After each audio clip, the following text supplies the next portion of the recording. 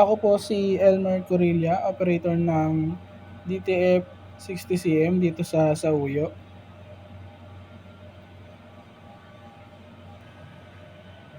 Ito po ang Ink Giant DTF1.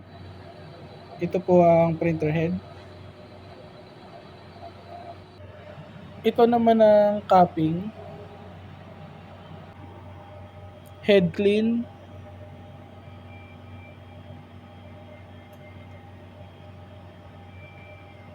antayin lamang matapos.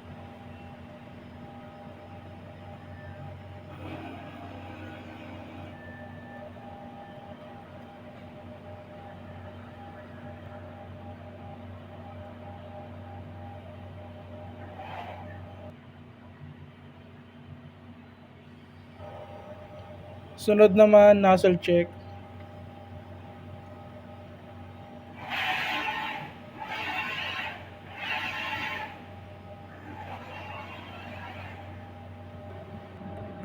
Okay naman ang output.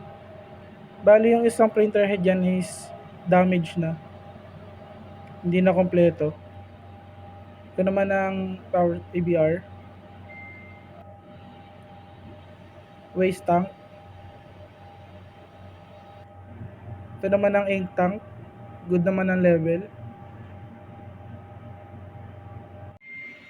Ito po ang maintenance checklist ng DTF1 Giant.